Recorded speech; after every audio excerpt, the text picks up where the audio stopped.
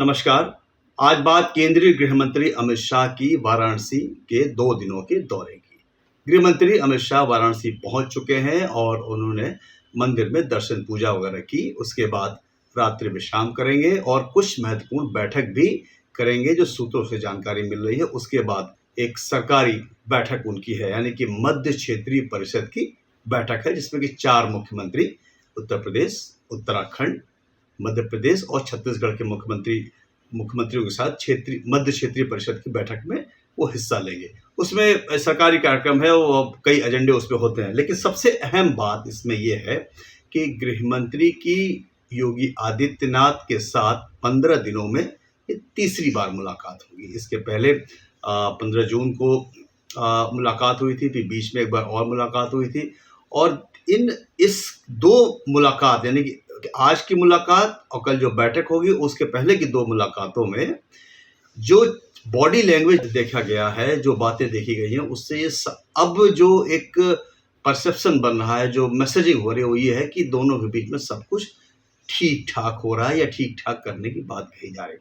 दरअसल में गृहमंत्री अमित शाह और योगी आदित्यनाथ की आपसी टकराहट की खबरें बहुत तरीके से बाहर लगातार आती रही हैं। 2022 के विधानसभा चुनाव से लेकर के 2024 के लोकसभा चुनाव के बीच पार्टियों के जरिए, विपक्षी दलों के जरिए भी आती रही हैं और ऐसे भी खबरें आती रही हैं। हालांकि कभी इसकी पुष्टि नहीं हुई आधिकारिक कि कोई मतभेद है, लेकिन ऐसी जानकारी, ऐसी खबरें हमेशा आती रही हैं।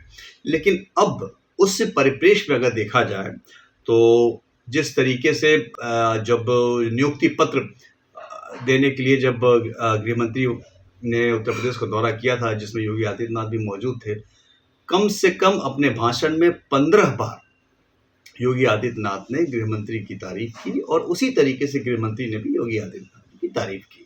तो क्या दोनों के बीच सब कुछ ठीक हो गया है, जो खींचतान या आपसी टकराहट थी, या फिर उस आपसी टकराहट को से बचने के लिए, ताकि उसका कोई मीडिया में मैसेज ना जाए या विपक्ष उसका मुद्दा ना उठाए, उसको ढकने की कोशिश की जा रही है। तो इसको ये माना जा रहा है कि जिस तरीके से लोकसभा चुनाव में नतीजे आए और जिस तरीके से हालात लगातार उत्तर प्रदेश में ठीक से नहीं रहे, उसको देखते हुए शायद संघ की अपनी एक ऐसी भूमिका रही है जिसमें कि इस दूरी, अगर जो कोई दूरी थी, तो उसको पाटने की कोशिश की जाए, जिसमें कि दोनों ही नेताओं ने ये दिखाया है अपनी बॉडी लैंग्वेज से कि अब सब कुछ ठीक ठाक हो रहा है या ठीक ठाक होने की तरफ है। तो अब जो ये एक बहुत बड़ा संदेश है, क्योंकि कई बार ऐसा देखा गया है, सबने देखा है मीडिया में, प्रमुख विपक्षी दल अखिलेश यादव लगातार इस बात के का मुद्दा उठाते रहे हैं कि अब तो योगी जी जाने वाले हैं।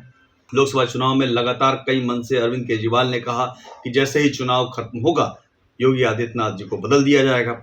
तो योगी हटाओ मुहिम जो एक चलाई जा रही है, बार बार अलग अलग पॉकेट से खबरें आती हैं, विपक्ष कई बार इसको मुद्दा बनाता है, तो इसको भी एक तरीके से गृहमंत्री ने अपने पिछले दौरे में एक तरीके से साफ कर दिया कि हमारे मजबूत नेता योगी आदित्यनाथ है और इन्हीं के नेतृत्व में आगे सब कुछ चलेगा। तो ये भी संदेश बड़ा क्लियर था, बहुत तारीफ भी की थी।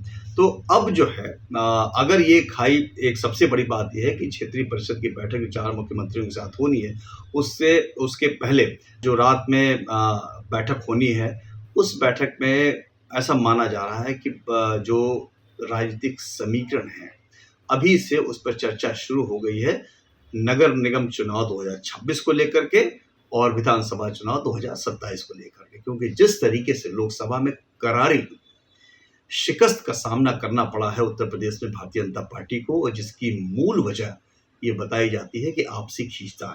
तो उस आपसी खींचतान को दूर करके अब आगे क्या भाजपा बढ़ने की कोशिश कर रही है? क्या जो इस गैप में अखिलेश यादव या दूसरी विपक्षी पार्टियों ने, समाजवादी पार्टी के लिए दूसरी विपक्षी पार्टियों ने इस गैप का, इस कमी का फायदा उठाया है? तो उस फायदे को अगर उन्होंने उठाया है, तो बीजेपी उसे पाटने में, उसे पूरा करने में कितनी कामयाब हुई है, कितनी कामयाब होगी? दरअसल में इस पर सबसे ज़्यादा चर्चा इस वक्त शीर्ष नेताओं का है, क्योंकि उत्तर प्रदेश एक ऐसा प्रदेश है जहां से माना जाता है कि अगर उत्तर प्रदेश में आप मजबूत हैं तो पूरे देश में मजबूत हैं। बहरहाल क्षेत्रीय परिषद की बैठक की अगर बात करें तो उसमें कई प्रशासनिक फैसले लिए जाते हैं।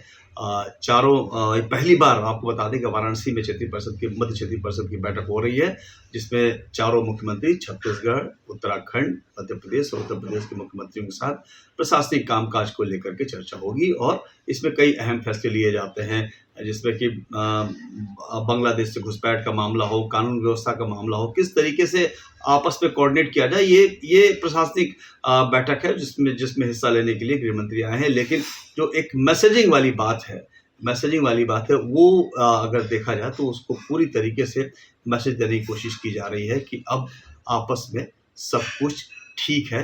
तो ये ठीक होने का मैसेज बीजेपी के लिए कितना ठीक होगा, कितना कामयाब होगा, आने वाला वक्त बताएगा। लेकिन फिलहाल गृह मंत्री और अमित शाह के बीच में जो खबरों के जरिए आपसी मतभेद दिखाई देते थे, सुनाई देते थे, उसको लगता है कि अब बांटने की कोशिश की जा रही है। प्रशांत देव, न्यूज़ 24।